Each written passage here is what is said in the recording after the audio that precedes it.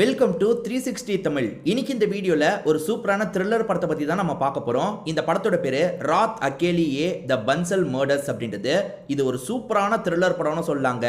இந்த படத்தோட first part 2020ல வந்தது. அதுக்கும் இந்த பார்ட்டுக்கும் பெருசா லிங்க் பண்ணிருக்க மாட்டாங்க. அதனால ஃபர்ஸ்ட் பார்ட்டை பார்க்காம நேரடியா இந்த படத்தை கூட நீங்க பார்க்கலாம். இந்த படத்தோட பிளாட்டை பத்தி நான் சொல்றேன். ஆக்சுவலா பத்திரிக்கைலாம் நடத்துவாங்க பாத்தீங்களா, அந்த மாதிரி ஒரு பெரிய குடும்பம் இருக்கு. அந்த குடும்பத்தோட பேர் தான் பன்சல் குடும்பமா இருக்கும். அந்த குடும்பத்தை சேர்ந்தவங்க ரொம்ப கொடூரமான முறையில் கொல்லப்படுறாங்க. ஒரு 5 பேர் கொடூரமான முறையில் கொல்லப்படுறாங்க. இந்த கேஸை விசாரிக்கிறதுக்காக நம்ம ஹீரோ களமிறங்குறாரு. இந்த கொலையை பண்ணது யாருன்றதை விசாரிக்க ஆரம்பிக்கிறாரு. அப்படி விசாரிக்கிற ஹீரோக்கு நிறைய விஷயங்கள் காத்துட்டு இருக்கு, நிறைய அதிர்ச்சி காத்துட்டு இருக்கு. கடைசியில குற்றவாளியை கண்டுபிடிச்சாரா இல்லையான்னு சொல்றது தான் இந்த படத்தோட மீதி கதையா இருக்கும். உண்மையிலேயே வேற லெவல் படம்னு சொல்லலாம். இந்த படம் தமிழ்லயே இருக்கு. பார்க்கணும்னு நினைக்கிறவங்க ஃபுல் படத்தை பாருங்க. இல்ல கதை தெரிஞ்சுக்கிட்டா போதும்னு நினைக்கிறவங்க மேற்கொண்டு இந்த வீடியோவை கண்டினியூ பண்ணுங்க. எக்ஸ்பிளனேஷனுக்குள்ள போறதுக்கு முன்னாடி இந்த வீடியோக்கு ஒரு லைக்கை போடுங்க. அதே மாதிரி இந்த எக்ஸ்பிளனேஷன் பிடிச்சிருந்ததுன்னா ஐப்னு ஒரு ஆப்ஷன் இருக்கும், அதையும் பண்ணி சப்போர்ட் பண்ணுங்க. மேற்கொண்டு பேசி டைம் வேஸ்ட் பண்ணாம நம்ம நேரடியாக எக்ஸ்பிளனேஷனுக்குள்ள போயிடலாம். படத்தோட ஸ்டார்டிங் சீனே மீரான்னு ஒருத்தங்களை காட்டுறாங்க. இவங்க பணக்கார குடும்பத்தை சேர்ந்தவங்களா இருப்பாங்க. கல்யாண வாழ்க்கையெல்லாம் விட்டு இப்போ ஆன்மீக பயணம் மாதிரி மேற்கொண்டுட்டு இருக்காங்க. இவங்களுக்கு அர்ஜுன் ஒரு பையன் இருப்பான். அந்த பையன் இறந்து போயிருப்பான். அவனோட முதலாம் ஆண்டு அஞ்சலியா இருக்கும். அதுக்காக இவங்க பிரேயர்லாம் பண்ணிட்டு இருக்காங்க. அப்ப வெளியே காக்கா பயங்கரமா கத்துற மாதிரி சவுண்டு கேக்குது. என்ன காக்கா ரொம்ப கத்துது, இன்னும் பிரசாதம்லாம் வைக்கலையா அப்படின்ற மாதிரி கேட்டுட்டு இருக்காங்க. சரி, காக்காக்கு ஏதாவது வைப்பாங்கல்ல, அந்த மாதிரி வைக்கலையான்னு கேட்டுட்டு இருக்காங்க. நம்மளே பார்க்கலான்னு வெளியே வராங்க. அப்படி வந்த இந்த லேடி செம்மையா ஷாக் ஆகுறாங்க. ஏன்னா காக்கா எல்லாமே வெறி பிடிச்ச மாதிரி பறந்துட்டு இருக்கு. அது உடம்புல இருந்து ரத்தம்லாம் சிந்துற மாதிரி இருக்கு. இவங்க அதை பார்த்து செம்மையா பயப்படுறாங்க. அப்படியே கட் பண்ணி இங்கே தான் டைட்டில் போடுறாங்க. நம்ம ஹீரோவை இப்பதான் காட்டுறாங்க. இவரோட பேரு ஜத்தில் அப்படின்றது. இப்போ ஹீரோ இருக்கார்ல, ஏதோ பிரச்சனைன்றதுக்காக இந்த இடத்துக்கு வந்துட்டு இருக்காரு. இவருக்கு முன்னாடியே ஒரு அசிஸ்டன்ட் வந்திருப்பாரு. அவர்கிட்ட என்ன ஏதுன்ற மாதிரிலாம் கேட்டுட்டு இருக்காரு. இந்த குடும்பமே கொஞ்சம் ஆன்மீக மிக்க குடும்பமா இருப்பாங்க. குருமா அப்படின்ற ஒரு லேடியை தான் இவங்க எல்லாருமே வணங்குவாங்க. அதாவது எல்லாருமே ஒரு குருவை ஏத்துப்பாங்கல்ல, அந்த மாதிரி குருமான்றவங்கள தான் இவங்க குருவா ஏத்திருக்காங்க. மீராவோட பையன் ஒருத்தரை சொன்னல, அவர் இவரை தான் இருப்பாரு. பேரு அர்ஜுன் அப்படின்றது. இப்ப நம்ம ஹீரோவும் அசிஸ்டன்ட்டும் சேர்ந்த மாதிரி இங்க இருக்க பெரியவங்களை பார்த்து பேசுறதுக்காக வராங்க. இந்த குடும்பத்துல ஒரு 4-5 பெரியவங்க இருப்பாங்க. அந்த பெரியவர் அவர் பேச மாட்டாரு. என் பையன் எதுனாலும் சொல்லுவான்ற மாதிரி சொல்லிட்டாரு. அந்த பையனோட பேரு மகேஷ் அப்படின்றது. வெளியே வாங்க சார் பேசிக்கலாம் அப்படின்ற மாதிரி அந்த மகேஷ் இருக்கார்ல, இவங்க 2 பேரையும் வெளியே கூட்டு வந்து பேச ஆரம்பிக்கிறாரு. ஆக்சுவலா என்ன நடந்திருக்குன்னு இன்னும் ஹீரோக்கு தெரியல. இவர் தான் கொஞ்சம் கொஞ்சமா ஹீரோ கிட்ட சொல்ல ஆரம்பிக்கிறாரு. அப்படி பேசிக்கிட்டே வந்துட்டு இருக்கும்போது ஒரு சின்ன பையன் கேம் விளையாடுற சவுண்ட் வெளியே வரைக்கும் கேக்குது. டே கண்ணா கொஞ்சம் பொறுமையா விளையாடு அப்படின்ற மாதிரி இவருமே அந்த பையன் கிட்ட சொல்றாரு. அந்த பையனோட பேரு யோகேஷ் அப்படின்றது. நல்ல பேரெல்லாம் ஞாபகம் வச்சுக்கோங்க. நமக்கு மீரான்னு ஒருத்தங்களை காமிச்சாங்க பாத்தீங்களா, அந்த மீராவோட தம்பியா தான் இவர் இருப்பாரு. சொந்த தம்பி கிடையாது, சித்தப்பா பையனா இருப்பாரு. என்னோட அக்கா மீரா தான் முதல்ல பார்த்தாங்க. எப்பவுமே காக்காக்கு நாங்க பிரசாதம் மாதிரிலாம் வைப்போம். அந்த மாதிரி வைக்க போகும்போது தான் என்னோட அக்கா பார்த்துருக்காங்கன்ற மாதிரி சொல்றாரு. என்ன பார்த்தீங்க சொல்லுங்கன்ற மாதிரி ஹீரோ கேட்டுட்டு இருக்காரு. இப்போ ஹீரோவே அங்கே நடந்திருக்கிறத பார்க்குறாரு. அங்கே நிறைய காக்கா செத்து போயிருக்கு. காக்காக்கு தண்ணிலாம் வைப்பாங்கல்ல, அந்த தண்ணியில் ஏதோ கலந்துருக்காங்க போல, அதனால தான் காக்கா செத்து போயிருக்கு. அதே மாதிரி பன்னியோட தலையை யாரோ வச்சுட்டு போயிருக்காங்க. நியூஸ் பேப்பர் கீழே தான் வச்சுட்டு போயிருக்காங்க. இது யாரோட வேலையா இருக்கும்ன்ற மாதிரி ஹீரோவும் இந்த இடத்துல ஷாக் ஆகிட்டு இருக்காரு. இப்போ சிசிடிவி எல்லாம் செக் பண்றாங்க. ஒரு ஆங்கிள் மட்டும் சிசிடிவி ஒர்க் ஆகல. இந்த இடத்தை பொறுத்த வரைக்கும் 2 செக்யூரிட்டிஸ் இருப்பாங்க. ஒருத்தர் பேரு சேத்தன், இன்னொருத்தர் பேரு ஓம்கர் அப்படின்றது. ஏன் அங்க மட்டும் சிசிடிவி இல்லைன்னு கேட்கிறாரு. சார் மீரா மேடம் தான் அதை கட் பண்ண சொல்லிட்டாங்க, பிரைவசி இஷ்யூனால கட் பண்ண சொல்லிட்டாங்கன்னு சொல்றாங்க. காரணம் அந்த கேமரா அவங்களை கவர் பண்ற மாதிரியே உங்களுக்கு தோணி இருக்கும், அதனால கட் பண்ண சொல்லியிருக்காங்க போல. சரி கட் பண்ணிருக்கீங்கல்ல, அதை திரும்பி நார்மல் ஆக்குங்க, அந்த கேமரா ஆக்டிவ்ல தான் இருக்கணும்னு சொல்றாரு. சரின்ற மாதிரி ஆளுங்க ஏத்துக்கிறாங்க. யாரு தலையை வச்சுட்டு போயிருப்பான்றதை கண்டுபிடிக்கணும்ன்ற மாதிரி யோசிக்கிறாரு.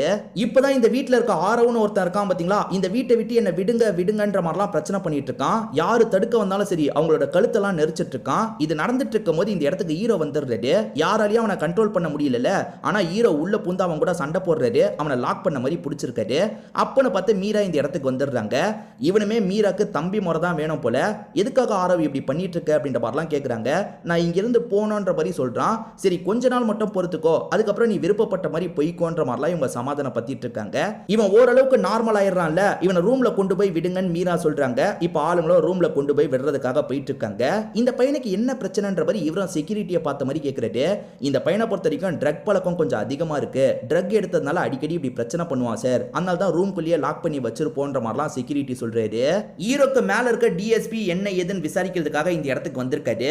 இங்க இருக்க பெரியவங்கலாம் இருக்காங்கல்ல, இது எல்லாமே அந்த தீபக்கோட வேலை தான்ற மாதிரி சொல்றாங்க.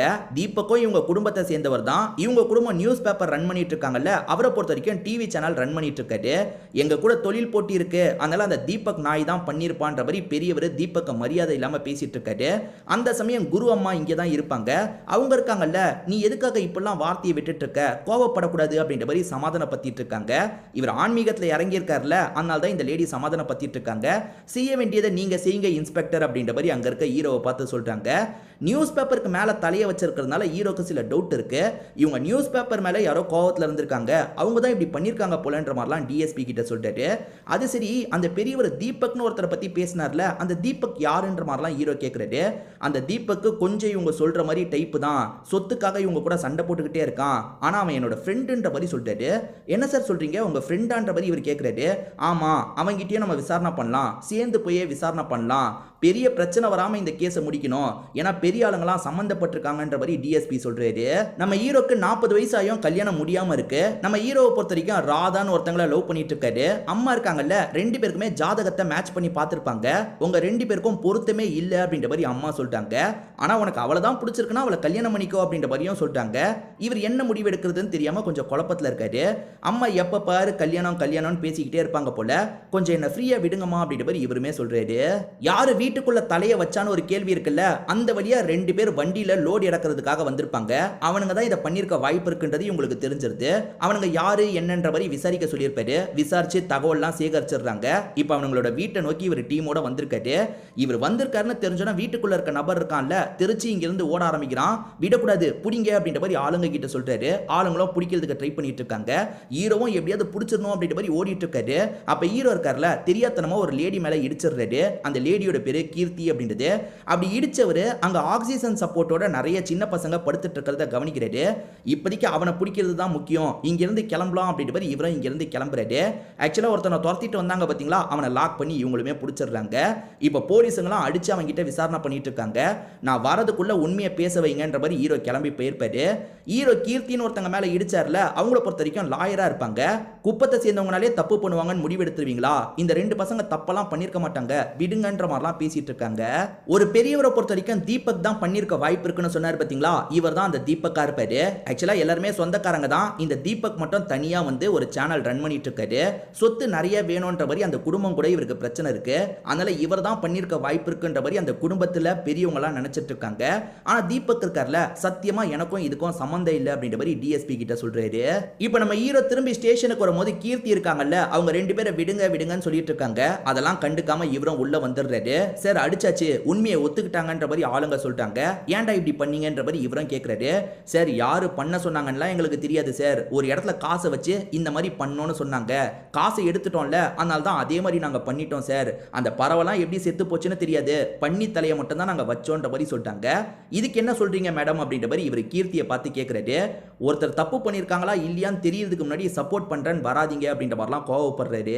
திட்டமிட்டு பண்ணி தலையை வச்சிருக்காங்கன்னா இது வார்னிங்கா தான் பார்க்கப்படும், அதனால திரும்பி அந்த வீட்டுக்கு போய் பேசணுன்ற மாதிரி அன்டைம்ல ஹீரோவா அவங்கள பார்க்கறதுக்காக வீட்டுக்கிட்ட வந்துடுறாரு.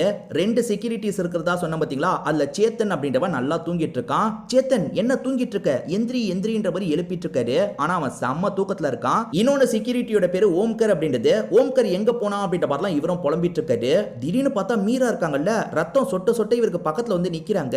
என்ன இவங்க இப்படி நிக்கிறாங்கன்ற மாதிரி இவர் ஷாக் ஆகுறாரு. இப்ப மீரா கிட்ட என்னாச்சுன்னு கேக்குறாரு.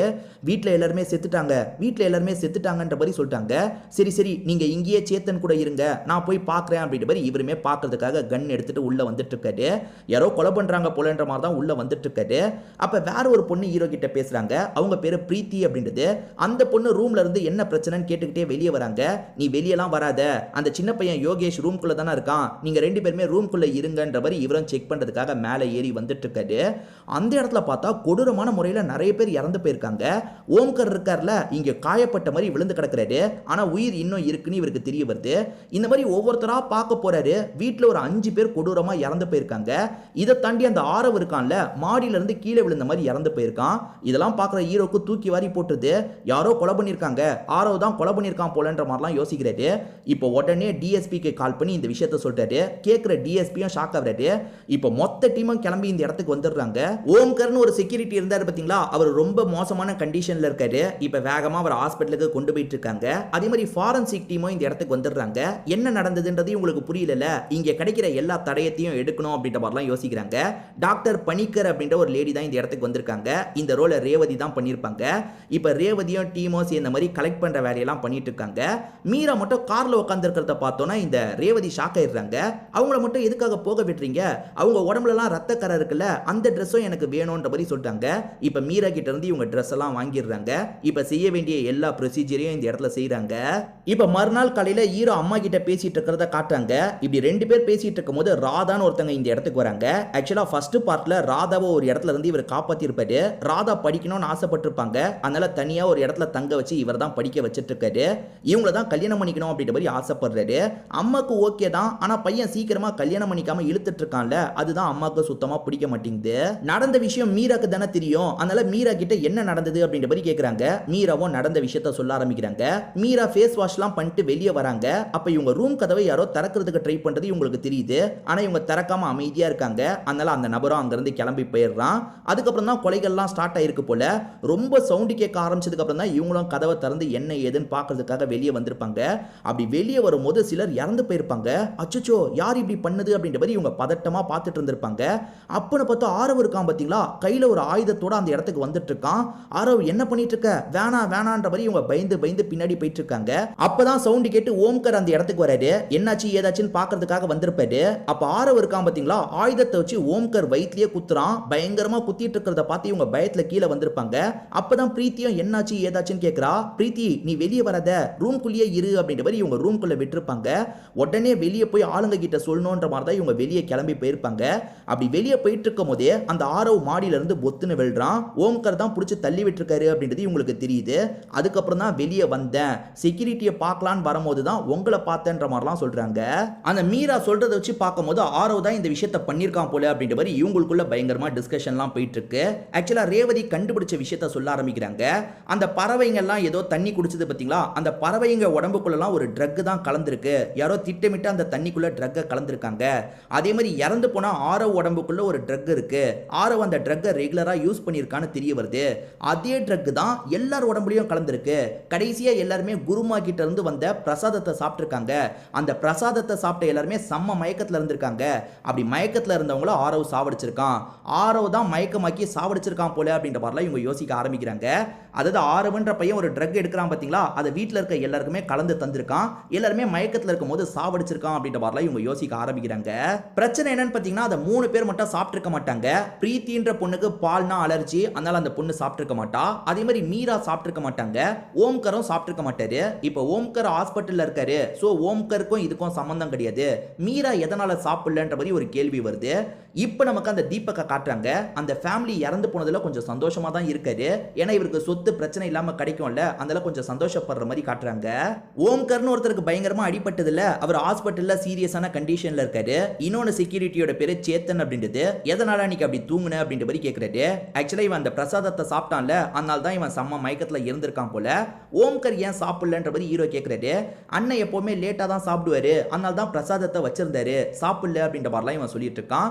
பிரசாதத்தை யார் எல்லாருக்குமே தந்ததுன்னு கேட்கும்போது மீரான்ற மாதிரி சொல்றான். ஹீரோ பவர்ல இருக்க வேற ஒரு இன்ஸ்பெக்டர் இருக்காரு பாத்தீங்களா, ஏற்கனவே மாட்டின 2 பேரை வச்சு கேஸை முடிச்சிடலாம்னு நினைக்கிறாரு. அதாவது இந்த 2 பேர் தான் வீட்டுக்குள்ள நுழைஞ்சு கொலை பண்ண மாதிரி கேஸை முடிச்சிடலாம்னு நினைக்கிறாரு. இந்த இடத்துக்கு அந்த லாயர் கீர்த்தியும் வந்துடுறாங்க. இப்பெல்லாம் பண்ணாதீங்கன்னு சொல்லிட்டாங்க. அதே மாதிரி ஹீரோவோ இவங்கெல்லாம் கொலை பண்ணல, இவங்களை விடுங்கன்னு சொல்லிட்டாரு. நீ என்ன சொல்றது, கிளம்பு அப்படின்ற மாதிரி அவரும் தெனாவட்டா பேசி ஹீரோவை அனுப்பி வச்சிடுறாரு.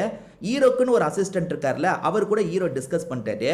ஆக்சுவலா அந்த பிரீத்தின்ற பொண்ணுக்கு பால்னா அலர்ஜி, அதனால அந்த பிரசாதத்தை சாப்பிடல. அதே மாதிரி ஓம்கரி இப்ப சீரியஸான கண்டிஷன்ல ஹாஸ்பிட்டல்ல இருக்காரு. சோ அவர் இதை பண்ணிருக்க வாய்ப்பு இல்ல. எனக்கு என்னமோ மீரா இதை பண்ணிருப்பாங்களான்னு தோணுது. ஏன்னா பிரசாதத்தை எல்லாருக்குமே அவங்க தான் தந்திருக்காங்க. எல்லாருமே மயக்கத்துல இருக்கும் போது அந்த மீரா தான் எல்லாரையும் கொண்டிருக்காங்க போல, என்கிட்ட நடிச்சிருக்காங்க போலன்ற மாதிரிலாம் சொல்றாரு. ஹீரோவை பொறுத்த வரைக்கும் ராதாவை தனியா ஒரு வீட்டுல தங்க வச்சிருக்காரு பாத்தீங்களா, அவங்கள பாக்குறதுக்காக வீட்டுக்கு வராரு. பார்த்தா அந்த வீட்டுக்கு அம்மா வந்து வந்திருக்காங்கன்னு தெரிஞ்சோன்னா ஷாக் ஆயிடுறாரு. இவருக்கு ராதாவை ரொம்ப பிடிக்கும். ஆனா ராதா அழகா இருக்காங்க, நம்மள உங்களுக்கு பிடிக்குமா, நம்மள ஒரு பார்ட்னரா ஏத்துப்பாங்களான்ற மாதிரி இவருக்குள்ள சில குழப்பம்லாம் இருக்கு. அதனால தான் தயங்கிக்கிட்டே இருக்காரு. ஆனா ராதா இருக்காங்கல்ல, உங்களை எனக்கு ரொம்ப பிடிக்கும்னு சொல்றாங்க. ஹீரோ லெவல்ல இருக்க ஒரு ஆபீசர் அந்த 2 பேரை வச்சே கேஸை முடிச்சிடலாம் நினைச்சாரு பாத்தீங்களா, அது பயங்கரமா பேக் ஃபயர் ஆயிருது. ஏன்னா கீர்த்தின்ற லாயர் இருக்காங்கல்ல, அந்த 2 பேர் எந்த தப்பும் பண்ணல, அந்த டைம் அவங்க வேற ஒரு இடத்துல தான் இருந்தாங்கன்ற மாதிரிலாம் ப்ரூவ் பண்ணிடுறாங்க. இதனால இவருக்கு கொஞ்சம் அசிங்கமா போயிருது. அதுவும் இல்லாம டிஎஸ்பி திட்டுறாரு, இந்த கேஸை ஹீரோ பார்த்துப்பாரு, நீ தேவையில்லாம இந்த கேஸ்ல தலையிடாத அப்படின்ற மாதிரிலாம் இவர்கிட்ட சத்தம் போட்டுட்டு இருக்காரு. அந்த வீட்டுல பிரீத்தி யோகேஷ்னு 2 பேர் இருக்காங்கல்ல, இப்ப பிரீத்தியை கூப்பிட்டு பேச ஆரம்பிக்கிறாரு. அன்னைக்கு நைட்டு என்ன நடந்தது அப்படின்ற மாதிரி கேட்கிறாரு. எல்லாருமே அதை குடிச்சாங்க, நான் குடிக்கலன்ற மாதிரி இந்த பொண்ணு சொல்றாங்க. இந்த பொண்ணு ஆரவ் கூட சேர்ந்த மாதிரி கேம் தான் விளையாடிட்டு இருந்திருப்பாங்க. அதாவது கொலை பண்ணதா ஒருத்தனை சொல்றாங்கல்ல, அவன் கூட சேர்ந்து கேம் தான் விளையாடி இருப்பாங்க. அதுக்கப்புறம் இவங்க எதர்ச்சியா வெளியே வந்து பார்க்கும்போது ஓம்கர் அங்க நடமாடிட்டு இருக்கிறத கவனிச்சிருப்பாங்க. என்ன பண்றீங்கன்னு ஓம்கர் கிட்ட கேட்டிருப்பாங்க. இல்ல பாப்பா, இந்த இடத்துல சவுண்ட் கேட்டது, செக் பண்றதுக்காக வந்தேன்ற மாதிரி அவர் சொல்லியிருப்பாரு. திரும்பி கொஞ்ச நேரம் இவங்க கேம் விளையாடிட்டு இருக்கும்போது வெளியே இருந்து சவுண்ட் கேட்டிருக்கோம். என்ன ஏதுன்னு பார்க்கறதுக்காக வரும்போது மீரா முகம் முழுக்க ரத்தமா இருக்கும். என்னாச்சு அப்படின்ற மாதிரி மீரா கிட்ட இந்த பொண்ணு கேட்கிறா. நீ உள்ள போ, நீ உள்ள போன்ற மாதிரி ரூம்குள்ள என்ன அனுப்பிட்டாங்க, இதுதான் நடந்தது அப்படின்ற மாதிரிலாம் இந்த பொண்ணு சொல்லிட்டு இருக்காங்க. இப்ப இவர் இருக்கார்ல, ஒருவேளை மீரா இதை பண்ணிருப்பாங்கன்னு நினைக்கிறியான்ற மாதிரி கேட்கிறாரு. அதுக்கு இந்த பொண்ணு என்ன சொல்றான்னா, ஆரவ் கண்டிப்பா பண்ணிருக்க வாய்ப்பு இல்ல, ஏன்னா ஆரவ் கொஞ்ச நேரம் முன்னாடி வரைக்கும் என்கிட்ட கேம் விளையாடிட்டு இருந்தான், அப்படி இருக்கவன் எப்படி கொலை பண்ணிருப்பான், ஆரவ் பண்ணல, மீரா பண்ணிருப்பாங்களான்னு எனக்கு தெரியலன்னு சொல்றா. ஒருவேளை மீரா பண்ணிருக்காங்கன்னா அந்த குருமாவால தான் பண்ணிருப்பாங்கன்ற மாதிரி இந்த பொண்ணு சொல்றா. மீராவை பொறுத்த வரைக்கும் ஒரு வருஷத்துக்கு முன்னாடி பிசினஸ் உமனா இருந்திருப்பாங்க. திடீர்னு பார்த்தா அந்த குருமாவோட சீடையா மாறி இருப்பாங்க. அந்த குருமா சொல்ற எல்லா விஷயத்தையும் பண்ணிருப்பாங்க. அந்த குருமா தான் சாமர்த்தியமா யூஸ் பண்ணிட்டு இருக்காங்க. சொத்து எல்லாத்தையும் அந்த குருமா வாங்கிக்கலாம் நினைக்கிறாங்க போலன்ற மாதிரிலாம் இந்த பொண்ணு சொல்லிட்டு இருக்கா. சோ குருமா மேலே இவருக்கு லைட்டா சந்தேகம் வருது. வீட்டுல நிறைய பேர் இறந்து போனாங்கல்ல, அவங்களுக்கான இறுதி சடங்கெல்லாம் முடியுது. இப்ப இவரும் குருமாவை பார்த்து பேசுறதுக்காக வராரு. ஆக்சுவலா அவங்க டைரக்டா எதுவுமே சொல்ல மாட்டாங்க, இன்டைரக்டா நிறைய பேசிட்டு இருக்காங்க. இப்ப இவரை பத்தி சில விஷயங்களை சொல்றாங்க. உனக்கு பின்னாடி ஒரு நிழல் வந்துட்டு இருக்கு, அந்த நிழல்னால தான் உனக்கு எந்த நல்லதும் நடக்க மாட்டேங்குது அப்படின்ற மாதிரி சொல்றாங்க. இவங்க கிட்ட நம்ம பேசலாம்னு பார்த்தா நம்ம கிட்ட இவங்க தான் பேசிட்டு இருக்காங்க, பேசி பிரோஜனம் இல்லை அப்படின்ற மாதிரி இவரும் வேகமா இங்க இருந்து கிளம்பிடுறாரு. இப்ப புதுசா ஒரு கேரக்டரை காட்டுறாங்க. இவரோட பேரு விஜேஷ் அப்படின்றது. இவர் யாருன்னு பாத்தீங்கன்னா மீராவோட ஹஸ்பண்டா இருப்பாரு. ஆக்சுவலா ஒரு வருஷத்துக்கு முன்னாடி இவங்க 2 பேருக்குள்ள கருத்து வேறுபாடு வந்து 2 பேருமே பிரிஞ்சிருப்பாங்க. விசாரணைக்காக தான் கூப்பிட்டு ஹீரோ பேசிட்டு இருக்காரு போல. எதனால உங்களுக்குள்ள பிரச்சனை அப்படின்ற மாதிரி ஹீரோ கேட்கிறாரு. ஆக்சுவலா இவங்க 2 பேருக்குமே ஒரு பையன் இருந்திருப்பான். அந்த பையன் கரெக்டா ஒரு வருஷத்துக்கு முன்னாடி இறந்து போயிருப்பான். ஸ்டார்டிங் அர்ஜுன் ஒரு சின்ன பையனோட போட்டோவை காமிச்சாங்கல்ல, அவன் இறந்து போனதுக்கு அப்புறம் தான் ஹஸ்பண்டுக்கும் ஒய்ஃபுக்கும் சண்டை ஏற்பட்டு பிரிஞ்சிருக்காங்க போல. இப்ப டாக்டர் பணிக்கரை நமக்கு காட்டுறாங்க, அதாவது ரேவதியா காட்டுறாங்க. ஒவ்வொரு கொலையும் எப்படி நடந்தது அப்படின்றத எக்ஸ்பிளைன் பண்ண ஆரம்பிக்கிறாங்க. இவங்க எக்ஸ்பிளைன் பண்றபடி பார்த்தா ஆரவ் தான் இதை பண்ணிருக்க வாய்ப்பு இருக்குன்ற மாதிரி தான் இவங்க சொல்லிட்டு இருக்காங்க. இந்த கொலையை இப்படி பண்ணிருக்கணும், இந்த கொலையை அப்படி பண்ணிருக்கணும். ஆக்சுவலா கடைசியா மீராவை கொல்றதுக்காக வந்திருக்கான், குறுக்க ஓம்கர் வந்துட்டாரு, அதனால ஓம்கரை கொடூரமா தாக்கியிருக்கான். அப்படி தாக்கிட்டு இருக்கும் போது ஓம்கர் தற்காப்புக்காக தள்ளி விட்டுருக்காரு. அப்ப மாடியில இருந்து கீழே விழுந்து இந்த ஆரவம் இறந்து போயிட்டான் அப்படின்ற மாதிரி சொல்றாங்க. ஆரவை பொறுத்த வரைக்கும் ஒரு பெரிய ஆயுதத்தை வச்சுதான் இந்த விஷயத்தை பண்ணிட்டு இருக்கான்ற மாதிரி ஆயுதத்தெல்லாம் காட்டுறாங்க. பிரச்சனை என்னன்னா, இந்த ஆயுதத்தை எங்க இருந்து எடுத்தான்ற மாதிரி ஒரு கேள்வி வருது. பழைய ரூம் மாதிரி ஒரு இடம் இருக்கும், அங்கதான் இந்த ஆயுதம் இருக்கும். அந்த இடத்துக்கு மீரா தான் போயிருக்காங்கன்னு தெரிய வருது. ஆக்சுவலா மீரா அந்த இடத்துல இருக்க கேமராவை கட் பண்ண சொல்லியிருப்பாங்க, ஆனா இவர் ஆன் பண்ண சொல்லியிருப்பாரு. ஆன் பண்ணது தெரியாம மீரா அந்த இடத்துக்கு மறைஞ்சு மறைஞ்சு போறாங்க. அங்கிருந்து எதையோ எடுத்துட்டு வராங்க. ஆயுதத்தை தான் எடுத்துட்டு வந்தாங்களா இல்ல வேற எதையும் எடுத்துட்டு வந்தாங்களான்றது உங்களுக்கு தெரியல. இவரை பொறுத்த வரைக்கும் ஆரவ் இதை பண்ணிருக்க வாய்ப்பு இல்ல, எனக்கு என்னமோ மீரா தான் பண்ணிருப்பாங்கன்னு தோணுதுன்ற மாதிரி சொல்லிட்டாரு. சேச்சா அதுக்கெல்லாம் வாய்ப்பு இல்லைன்ற மாதிரி டிஎஸ்பி சொல்லிட்டாரு. ஆனா இவர் இருக்கார்ல, எனக்கு அப்படிதான் தோணுதுன்ற மாதிரிலாம் பேசிட்டு இருக்காரு. அவங்க இதை பண்ணிருக்க வாய்ப்பு இருக்கான்ற ஆங்கிள் நீங்க கொஞ்சம் விசாரிங்கன்ற மாதிரி ரேவதி கிட்ட சொல்லிட்டாரு. அப்ப திரும்பி என்னோட வேலையை நான் ஸ்டார்டிங்ல இருந்து பண்ணணுமா அப்படின்ற மாதிரி அவங்களும் சலிச்சுக்கிறாங்க. இப்ப ஹீரோவும் மீராவை மீட் பண்ணி பேச ஆரம்பிக்கிறாரு. அது என்னன்னா, இவங்க அங்க இருக்க சிசிடிவியை கட் பண்ண சொல்லியிருப்பாங்க. ஹீரோ ஆன் பண்ண சொன்னது தெரியாம இவங்க ஆயுதத்தை எடுக்க போயிருக்காங்கன்னு இவர் நினைக்கிறாரு. நீங்க ஆயுதத்தை தானே எடுக்க போனீங்கன்னு கேட்கிறாரு. சத்தியமான ஆயுதத்தெல்லாம் எடுக்க போல, எனக்கு ஸ்மோக்கிங் பழக்கத்தை விட முடியல, ஸ்மோக் பண்றதுக்காக தான் போனேன், இதெல்லாம் குருமாக்கு தெரிஞ்சா கவலைப்படுவாங்க, அதனால தான் மறைஞ்சு மறைஞ்சு போனேன்னு சொல்லிட்டாங்க. இங்க கணக்கு பிள்ளை மாதிரி ஒருத்தர் இருப்பாரு. அவர் என்ன சொல்றாருன்னா, மீராமாலாம் ஒரு டைம் பெரிய பிசினஸ் உமனா இருந்தாங்க, இப்பதான் இப்படி மாறிட்டாங்கன்னு சொல்லிட்டாரு. பிசினஸ் உமன்னா அவங்கள பொறுத்த வரைக்கும் நியூஸ் பேப்பர்ல எந்த நியூஸ் வரணும் எந்த நியூஸ் வரக்கூடாதுன்னு முடிவு பண்ற பொசிஷன்ல இருக்கவங்களா இருப்பாங்க. இதை பத்திலாம் தெரிஞ்சோன்னா இவரும் எதனால இப்படி ஆயிட்டாங்கன்னு கேட்கிறாரு. குழந்தை இறந்து போனதால தான் இப்படி ஆயிட்டாங்கன்னு கணக்கு பிள்ளை சொல்லிட்டாரு. அந்த பையன் எப்படி இறந்து போனான்றதெல்லாம் இவர் விசாரிக்கிறாரு. அப்படி விசாரிச்சவர் சில டீட்டெயிலை பத்தி பேசுறதுக்காக ரேவதி கிட்ட வந்திருக்காரு. அந்த பையன் இறந்து போனதுல எனக்கு சில டவுட் இருக்கு, நீங்க பார்த்து சொல்ல முடியுமான்ற மாதிரி கேட்கிறாரு. ஏற்கனவே என்னோட வேலையை நீங்க பெருசாக்கிட்டீங்க, ஆரோ ஆரவ் தான் இந்த விஷயத்த பண்ணான்றது தெளிவா தெரியுது. நீங்க தேவையில்லாம மீரா இத பண்ண மாதிரி விசாரிக்க சொல்லி என்னோட வேலையை இழுத்துட்டீங்கன்ற மாதிரி ரேவதி புலம்பிட்டு இருக்காங்க. அதுக்கு இவர் இருக்கார்ல, மேடம் என்னோட வேலையை நான் சின்சியரா செய்வேன், அப்படி இல்லைன்னா எனக்கு நிம்மதியா தூக்கம் வராது, எனக்கு மீரா மேல டவுட் இருக்கு, அதை கன்ஃபார்ம் பண்ணணும்னு நினைக்கிறேன், தயவு செஞ்சு எனக்காக பார்த்து சொல்ல முடிஞ்சா சொல்லுங்க, இல்லைன்னா பரவாயில்லன்ற மாதிரி இங்க இருந்து கிளம்பிடுறாரு. இவருக்கு கேஸ்ல நிறைய குழப்பம்லாம் போயிட்டு இருக்கு பாத்தீங்களா, இதை பத்தி ராதா கிட்ட ஷேர் பண்ணிட்டு இருக்காரு. நீங்க கவலைப்படாதீங்க, நீங்க கண்டிப்பா கேஸை சால்வ் பண்ணிடுவீங்க, எனக்கு நம்பிக்கை இருக்குன்ற மாதிரிலாம் ராதா பேசுறாங்க. இவரும் கொஞ்ச நேரம் டைமை ஸ்பெண்ட் பண்ணிட்டாரு. அப்பதான் ரேவதி கிட்ட இருந்து கால் வருது, அவங்கள மீட் பண்றதுக்காக வந்துடுறாரு. ஆக்சுவலா மீராக்கு அர்ஜுன் ஒரு பையன் இருக்கான் பாத்தீங்களா, அவனுக்கு பேசிக்காவே ஹெல்த் ரிலேட்டடா ப்ராப்ளம் இருக்கும். ஆனா அந்த ப்ராப்ளம் லேட்டா தான் அவனோட உயிரை எடுத்திருக்கணும், ஆனா ரொம்ப சீக்கிரமா உயிரை எடுத்திருக்கு. இது எப்படி பாசிபிள்? இந்த ப்ராப்ளம் வந்தா குறைஞ்சது ஒரு வருஷமாவது உயிரோட இருப்பாங்க நெட்ல போட்டிருக்கு, எப்படி சீக்கிரமா இறந்து போனா, உங்ககிட்ட ஏதாவது ஐடியா இருக்கான்ற மாதிரி கேட்கறாரு. இவங்க என்ன சொல்றாங்கன்னா, கண்டிப்பா 2 வாரத்துக்குள்ளலாம் இறந்து போயிருக்க வாய்ப்பு இல்ல, குறைஞ்சபட்சம் 1 வருஷமாவது அவன் உயிரோட இருந்திருக்கணும், ஏதோ தப்பு இருக்குன்ற மாதிரி சொல்லிட்டாங்க. கடைசி காலகட்டத்தில் அவனுக்கு ஆக்சிஜன் சப்போர்ட்லாம் தந்திருக்கிறது இவங்களுக்கு தெரிய வருது. இதை பார்க்கும்போது ஹீரோக்கு வேற ஒன்று ஸ்ட்ரைக் ஆகுது. அதாவது கீர்த்தியை இடிச்சு கீழே விழும் போது அங்கே சில பசங்க ஆக்சிஜன் சப்போர்ட்ல இருந்தாங்கல்ல, அதெல்லாம் இவரோட மைண்டுக்குள்ள ஓடிட்டு இருக்கு. அதுக்கும் இந்த பையனோட சாவுக்கும் ஏதோ சம்மந்தம் இருக்கு, அதை பத்தி விசாரிக்கணும்னு யோசிக்கிறாரு. அதனால நேராக கீர்த்தியை பார்க்கறதுக்காக வந்துடுறாரு. கீர்த்திக்கும் இவருக்கும் பெருசா செட் ஆகாதுல்ல, அதனால கீர்த்தி முதல்ல கோவமா தான் பேசுறாங்க. ஆனா உங்ககிட்ட உதவி கேட்டு தான் வந்திருக்கன்ற மாதிரி இவரும் பேச ஆரம்பிக்கிறாரு. ஆக்சிஜன் சப்போர்ட்ல சில பசங்க இருக்காங்கல்ல, ஏன் அப்படி இருக்காங்கன்னு கேட்குறாரு. நியூஸ்லலாம் அது வரல, அதனால தான் உங்களுக்கு தெரியல, வாங்க கூட்டு போறேன் அப்படின்ற மாதிரி ஹாஸ்பிட்டலுக்கு கூட்டு வராங்க. இன்னமும் ஆக்சிஜன் சப்போர்ட்ல நிறைய பசங்க கஷ்டப்பட்டு இருக்காங்க. என்ன நடந்தது அப்படின்றத சொல்ல ஆரம்பிக்கிறாங்க. சரியா 1 வருஷத்துக்கு முன்னாடி இந்த விஷயம் நடந்திருக்கும். போன ரிபப்ளிக் டே தான் இந்த விஷயம் நடந்தது அப்படின்ற மாதிரிலாம் இவங்க சொல்ல ஆரம்பிக்கிறாங்க.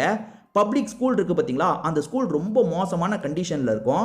அந்த ஸ்கூலில் ரிபப்ளிக் ஃபங்க்ஷன் நடந்திருக்கும். அப்போ பக்கத்தில் இருக்க ஒரு ஃபேக்ட்ரியில இருந்து கேஸ் லீக் ஆயிருக்கும். அதனால நிறைய சின்ன பசங்க பாதிக்கப்பட்டிருப்பாங்க. அதில் நிறைய சின்ன பசங்க இறந்தும் போயிட்டாங்க. இந்த கேஸ் வெளியே வராமல் இழுத்து மூடிட்டாங்க அப்படின்ற மாதிரி சொல்லிட்டாங்க. சரி, அந்த ஃபேக்ட்ரி யாரோடது அப்படின்ற மாதிரி இவர் கேட்குறாரு. பினாமி பேரில் தான் அந்த ஃபேக்ட்ரி நடந்துட்டு இருந்தது, ஆனால் உண்மையான ஓனர்ஸ் யாருன்றது எனக்கு தெரியும், பன்சல் குடும்பம் தான் ஓனர் அப்படின்ற மாதிரி இவங்க சொல்லிட்டாங்க. ஆக்சுவலாக பன்சல் குடும்பம் தானே நியூஸ் பேப்பர்லாம் வச்சிருக்காங்க. இந்த நியூஸ் மட்டும் வரவே கூடாதுன்ற மாதிரி பன்சல் குடும்பத்தை சேர்ந்த எல்லாருமே மூடி மறைச்சிட்டாங்கன்ற மாதிரி இந்த லேடி சொல்றாங்க.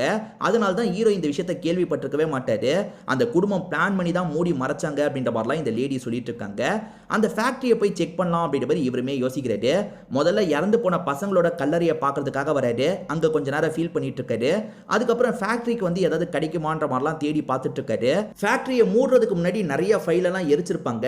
அந்த மாதிரி எரிச்ச ஃபைல்லாம் இவர் பார்க்கறாரு. அதுல ஒரு ஃபைல் இவரோட கையில மாட்டுது. அந்த ஃபைல் படி பார்த்தா பன்சல் குடும்பத்தோட ஃபேக்டரி தான் அப்படின்றது இவருக்கு தெரிஞ்சிருது. சோ இந்த தப்பை பண்ணதுனால தான் அந்த குடும்பம் பழிவாங்கப்பட்டிருக்குன்றது இவருக்கு ஓரளவுக்கு புரியுது. இதை பத்தி இன்னும் விசாரிக்கும் போது இவருக்கு நிறைய டீட்டெயில்லாம் கிடைக்குது. இப்ப மீராவை உட்கார வச்சு இவரும் கேள்வி மேல கேள்வி கேட்கிறாரு. அது என்னன்னா, ரிபப்ளிக் ஃபங்க்ஷன் நடந்ததா சொன்ன பாத்தீங்களா, அந்த ஃபங்க்ஷனுக்கு சீஃப் கெஸ்டாவே மீரா தான் போயிருப்பாங்க. மீரா மட்டும் போயிருக்க மாட்டாங்க, இவங்க பையன் அர்ஜுனையும் கூட்டு போயிருப்பாங்க. அப்பதான் அந்த கசிவு ஏற்பட்டிருக்கும். நிறைய பசங்க பாதிக்கப்பட்ட மாதிரியே மீராவோட பையன் அர்ஜுனும் பாதிக்கப்பட்டிருப்பான். அந்த பாதிப்பினால் தான் சீக்கிரமா இறந்து போயிருப்பான். சோ பையன் இறந்து போனதை அவங்களால ஏத்துக்க முடியல. அதே சமயம் குடும்பம் இந்த விஷயத்தை மூடி மறைச்சிடலான்ற மாதிரி யோசிச்சாங்க. அதனால கோவத்துல நீங்க குடும்பத்தை சேர்ந்த எல்லாரையும் காலி பண்ணிட்டீங்கன்ற மாதிரி சொல்லிட்டு, அப்படிலாம் இல்லவே இல்ல, நான்லாம் இந்த கொலையை பண்ணலன்ற மாதிரி சொல்லிட்டாங்க. அப்புறம் எதுக்கு நீங்க பிரசாதத்தை சாப்பிடலன்ற மாதிரி கேட்கிறாரு. நான் அப்புறமா சாப்பிடலாம்னு நினைச்சேன், மற்றபடி எதுவும் இல்லைன்னு சொல்லிட்டாங்க. ஆனா நம்ம ஹீரோ ஏத்துக்க மாட்டாரு. மடக்கி மடக்கி கேள்வி கேட்டுட்டு இருக்காரு. அந்த ஃபேக்டரிக்கும் எங்களுக்கும் சம்பந்தமே இல்லைன்ற மாதிரிலாம் இவங்க சமாளிக்கிறதுக்கு ட்ரை பண்றாங்க. அந்த ஃபேக்டரிக்கும் உங்களுக்கும் சம்பந்தம் இருக்குன்னு என்கிட்ட ஃபைலே இருக்குன்ற மாதிரி அந்த ஃபைலெல்லாம் காட்டி இவங்களை லாக் பண்ணிட்டாரு. இவங்களுமே ஒரு ஸ்டேஜ்ல ஏதோ சொல்றதுக்காக வராங்க. அப்படி சொல்லலாம் நினைக்கிறதுக்குள்ள இவங்களோட எக்ஸ் ஹஸ்பண்டான விஜேஷ் இந்த இடத்துக்கு வந்துடுறாரு. அது 2 பேர் பிரிஞ்சிருக்காங்கல்ல, அந்த ஹஸ்பண்ட் தான் வந்திருக்காரு. இதுக்கப்புறம் நீ எதுவும் பேசணுன்ற அவசியம் இல்ல, நான் லாயரோட வந்திருக்கேன், லாயர் பார்த்து பாருன்ற மாதிரி சொல்லிட்டாரு. அதனால ஹஸ்பண்ட் இருக்கார்ல, இவங்களை இங்க இருந்து கூட்டு போயிடுறாரு. இப்ப ஹீரோவை இவங்க கிட்ட காமிச்ச ஃபங்க்ஷனோட போட்டோலாம் எடுத்து வைக்கலாம்னு நினைக்கிறாரு. அப்ப அதுல ஒரு போட்டோவை பார்த்து ஷாக் ஆயிடுறாரு. அந்த போட்டோல இவருக்கு ஒரு க்ளூ கிடைக்குது போல. இவருக்கு என்ன க்ளூ கிடைச்சது அப்படின்றத தெளிவா நமக்கு காட்டல. இந்த க்ளூ மூலியமா கில்லர் யாரா இருக்க வாய்ப்பு இருக்குன்றதை கெஸ் பண்றாரு. இந்த கேஸை பொறுத்த வரைக்கும் 1 வாரத்துக்கு மேல போயிட்டு இருக்கு. இந்த கேஸை முடிச்சாகணும் அப்படின்ற மாதிரி முக்கியமான ஆளுங்களாம் சேர்ந்து பேசுறாங்க. அந்த குடும்பத்தை சேர்ந்த தீபக் உட்காந்துட்டு இருக்காரு, குரு அம்மா உட்காந்துட்டு இருக்காங்க. இது தாண்டி டிஎஸ்பி இன்னும் சில ஆபீசர்லாம் உட்காந்து தான் பேசிட்டு இருக்காங்க. மக்களை பொறுத்த வரைக்கும் ஆரவ் தான் இதை பண்ணியிருக்கான்னு நினைக்க ஆரம்பிச்சிட்டாங்க. மக்கள் நினைச்ச மாதிரியே நம்மளும் கேஸை முடிச்சிடலாம், ஆரவ் தான் இதை பண்ணான்னு கேஸை முடிச்சிடலாம், எதுக்காக இழுத்துட்டு இருக்கீங்க அப்படின்ற மாதிரிலாம் தீபக்கும் இந்த குரு அம்மாவும் கேட்டுட்டு இருக்காங்க. ஆனா நம்ம ஹீரோ இப்பயும் என்ன சொல்றாருன்னா, இல்ல ஆரவ் தான் பண்ணியிருக்கான்னு சொல்ல முடியாது, வேற சிலர் பண்ணியிருக்கவும் வாய்ப்பு இருக்கு, நான் வேற ஆங்கிள்லயும் விசாரிக்கிறேன்னு சொல்லிட்டாரு. ஆனா டிஎஸ்பி இருக்கார்ல, இதுக்கப்புறம் விசாரிக்கலாம் தேவையில்லை, ரேவதி கொடுத்த ஸ்டேட்மெண்ட் படி பார்த்தா ஆரவ் தான் இந்த விஷயத்த பண்ணியிருக்கான், நீ கேஸை முடின்ற மாதிரி சொல்லிட்டாரு. இல்ல சார், அப்படி என்னால கேஸை முடிக்க முடியாதுன்னு ஹீரோ சொல்லிட்டாரு. இதனால டென்ஷனான டிஎஸ்பி இருக்கார்ல, இதுக்கப்புறம் நீ இந்த கேஸ்லயே இருக்க வேணாம், உன கேஸை விட்டு நான் வேலைக்கு வைக்கிறேன், இதுக்கப்புறம் இந்த இன்ஸ்பெக்டர் பார்த்து பாருன்ற மாதிரி ஹீரோவோட பொசிஷன்ல இருக்க வேற ஒரு இன்ஸ்பெக்டரை சொல்லிட்டாரு. அவருமே உங்களுக்கு ஏத்த மாதிரியே நான் முடிச்சிடுறேன்ற மாதிரிலாம் சொல்லிட்டாரு. இல்ல அப்செட் ஆன ஹீரோ இங்கிருந்து வேகமா கிளம்புறாரு. ஹீரோ ஒரு நாளுக்குள்ள இந்த கேஸை முடிக்கணும்னு நினைக்கிறாரு. இந்த நாள் முடிகிற வரைக்கும் ஹீரோக்கு டைம் இருக்கு. அதனால ஹீரோ ரேவதிக்கு கால் பண்ணிட்டாரு. என்னையும் கேஸை விட்டு தூக்கிட்டாங்க, நான் ரெடி பண்ண வரைக்கும் தந்துட்டேன், இதுக்கப்புறம் என்னால எதுவுமே பண்ண முடியாதுன்னு சொல்லிட்டாங்க. இல்ல மேடம், இன்னமும் நமக்கு டைம் இருக்கு, இந்த நைட்டுக்குள்ள நம்ம ஏதாவது பண்ணலாம், எனக்கு வேற ஒருத்தர் மேல சந்தேகம் இருக்கு, அவர் இந்த கொலையை பண்ணிருக்க வாய்ப்பு இருக்கான்ற ஆங்கிள் விசாரிங்கன்னு சொல்லிட்டாரு. ஆக்சுவலா இவங்க கத்தியை வச்சு அட்டாக் பண்ணா எப்படி ரத்தம் திரிக்கும்ன்றதெல்லாம் கண்டுபிடிக்கிறவங்களா இருப்பாங்க. அவர் இந்த கொலையை பண்ணிருக்க வாய்ப்பு இருக்கான்னு கண்டுபிடிங்கன்னு சொல்லிட்டாருல. இவங்களுமே அந்த பேரை கேட்டு கொஞ்சம் ஷாக் ஆகுறாங்க. சரி பண்றேன்ற மாதிரி இவர்கிட்ட ஏத்துக்கிறாங்க. இந்த சமயம் தான் ஓம்கர் முழுஸ்டார்ன்ற மாதிரி ஹீரோக்கு தகவல் கிடைக்குது. இவருமே அந்த ஓம்கரை பார்த்து பேசுறதுக்காக இந்த இடத்துக்கு வந்துடுறாரு. ஓம்கர் கிட்ட இன்னும் ஸ்டேட்மெண்ட் வாங்காம இருக்காங்கல்ல, என்ன நடந்ததுன்னு கேட்கிறாரு. இவரும் சொல்ல ஆரம்பிக்கிறாரு. இந்த ஓம்கர் இருக்காரு பாத்தீங்களா, எப்பவுமே வீட்டை ஒரு ரவுண்ட்ஸ் மாதிரி சுத்திட்டு தான் வந்து படுப்பாரு. அப்படி சுத்துறதுக்காக வரும்போது கிச்சன் கிட்ட கதவு திறந்திருக்கும். என்ன திறந்திருக்குன்ற மாதிரி உள்ள வந்திருப்பாரு. அப்பதான் அந்த பிரீத்தியும் என்ன இங்க வந்திருக்கீங்கன்ற மாதிரி கேட்டிருப்பா. இல்லம்மா ஏதோ சவுண்ட் கேட்டது அப்படின்ற மாதிரி சொல்லியிருப்பாரு. அப்ப மேல இருந்து சவுண்ட் கேட்டிருக்கோம், என்ன ஏதுன்னு பாக்குறதுக்காக வந்திருப்பாரு. ஆரவ் எல்லாரையும் கொடூரமா தாக்கிட்டு இருந்திருப்பான். இவர் குறுக்க வந்தோடனே இவரையும் போட்டு பயங்கரமா தாக்கியிருப்பான். என்ன பண்றதுன்னு தெரியாம இவரும் பிடிச்சி தள்ளி விட்டுருப்பாரு. தெரியாம மாடியில இருந்து தள்ளி விட்டுட்டேன், நான் வேணும்ட்டே பண்ணலன்ற மாதிரிலாம் ஓம்கர் சொல்லிட்டு இருக்காரு. இது எல்லாத்தையும் பொறுமையா கேட்டுட்டு இருந்த ஹீரோ இருக்கார்ல, ரொம்ப நடிக்காதீங்க ஓம்கர், நீங்க தான் இந்த கொலையே பண்ணிருக்கீங்கன்னு சொல்லிட்டாரு. மீரா தான் எல்லாருக்கும் பிரசாதம் தந்திருப்பாங்க, ஆனா அதுக்கு முன்னாடியே இவர் அதுல ட்ரக்கை கலந்திருப்பாரு. ஆரவை பொறுத்த வரைக்கும் ட்ரக் சப்ளையரா இவர் தான் இருந்திருப்பாரு. அந்த ட்ரக்கை தான் எல்லாருக்குமே கலந்திருப்பாரு. எல்லாருமே மந்தமா இருக்கும்போது கதையை முடிக்கலான்னு பிளான்லாம் போட்டு வச்சிருப்பாரு. ஆயுதத்தெல்லாம் எடுத்து ஒவ்வொரு ரூமா போய் கதையை முடிச்சிருப்பாரு. அந்த மாதிரி முடிக்கலான்னு மீரா ரூமுக்கும் போயிருப்பாரு. ஆனா மீரா கதவை திறந்திருக்க மாட்டாங்க. இவர் தான் கொலை பண்ணிட்டு இருக்காருன்றத ஆரவு பார்த்திருப்பான். இவன் தான் எல்லாரையும் சாவடிச்சிருக்கான், இவனை விடக்கூடாதுன்ற மாதிரி ஆரவு கோவத்துல அட்டாக் பண்றதுக்காக வந்திருப்பான். ஆனா மீரா தப்பா புரிஞ்சிருப்பாங்க.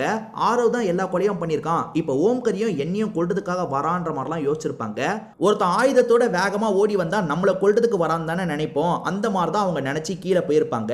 ஆனா அவன் உண்மையில கொலை பண்ண ஓம்கரை அட்டாக் பண்றதுக்காக தான் வந்திருப்பான். ஏன்டா இப்படி பண்ண, ஏன்டா இப்படி பண்ணன்னு அட்டாக்லாம் பண்ணிருப்பான். அப்ப ஓம்கர் இருக்கார்ல, புடிச்சு தள்ளி விட்டுருப்பாரு. ஆரவ் அதனால தான் மாடியில இருந்து கீழே விழுந்து இறந்து போயிருப்பான். ஆக மொத்தத்துல ஓம்கர் தான் இந்த விஷயத்த பண்ணிருப்பாரு. இது எல்லாத்தையும் கேட்டு முடிக்கிற ஓம்கர் இருக்கார்ல, நீங்க என்ன உளறீங்க, அந்த மாதிரிலாம் எதுவுமே நடக்கலன்ற மாதிரி நடிச்சிட்டு இருக்காரு. ரொம்ப நடிக்காதீங்க ஓம்கர், நீங்க எதுக்காக பண்ணீங்கன்னு கூட நான் கண்டுபிடிச்சிட்டேன்ற மாதிரி இவர் சொல்ல ஆரம்பிக்கிறாரு. இப்பதான் அந்த போட்டோவை காட்டுறாரு. மேற்கொண்டு நடந்த விஷயத்த நமக்கும் ரிவீல் பண்றாங்க. இந்த ஓம்கர் ஒரு வருஷத்துக்கு முன்னாடி அவங்க வீட்டுக்கு டிரைவர் வேலை தான் பார்த்திருப்பாரு. ஆக்சுவலா இவரை பொறுத்த வரைக்கும் ஒரு பொண்ணு இருப்பாங்க. அந்த பொண்ணுமே அந்த ஸ்கூல்ல தான் படிக்கிறவங்களா இருந்திருப்பாங்க. ரிபப்ளிக் ஃபங்க்ஷனுக்காக மீரா பையனை கூட்டிட்டு வந்தாங்க பாத்தீங்களா, இவருமே பொண்ணை கூட்டிட்டு அந்த இடத்துக்கு போயிருப்பாரு. இது எல்லாத்தையும் நம்ம ஹீரோ இருக்காரு பாத்தீங்களா, கீர்த்தி கிட்ட பேசி கன்ஃபார்ம் பண்ணிருப்பாரு. இப்ப மேற்கொண்டு நடந்த விஷயத்த நமக்கு காட்டுறாங்க. இவரோட பொண்ணும் சரி, அந்த அர்ஜுனன்ற பையனும் சரி, ஜாலியா விளையாடிட்டு இருக்காங்க. அப்பதான் அந்த விஷவாயு எல்லாரையும் தாக்க ஆரம்பிக்குது. நிறைய பசங்க மயங்கி விழுந்திருப்பாங்க. இவங்க ரெண்டு பேரோட பசங்களும் மயங்கி விழுந்திருப்பாங்க. மீரா இதை பார்த்து செம்மையா ஷாக் ஆயிடுறாங்க. மீராவை பொறுத்த வரைக்கும் ரொம்ப பணக்காரங்கல்ல, பையனை பெரிய ஹாஸ்பிட்டலுக்கு கொண்டு போனோம் அப்படின்ற மாதிரி அங்கிருந்து கொண்டு போயிருப்பாங்க. இவர் அம்போன்னு விட்டுட்டு போயிருப்பாங்க. இவர் பயங்கரமா ஃபீல் பண்ணியிருப்பாரு. இவரை மாதிரியே நிறைய பேர் இந்த இடத்துல பாதிக்கப்பட்டிருக்காங்கல்ல, எல்லாருமே பசங்களோட நிலைமையை நினைச்சு ரொம்ப ஃபீல் பண்ணியிருப்பாங்க. மீரா பையனுக்கு பெரிய பெரிய ட்ரீட்மெண்ட்லாம் தந்திருப்பாங்க.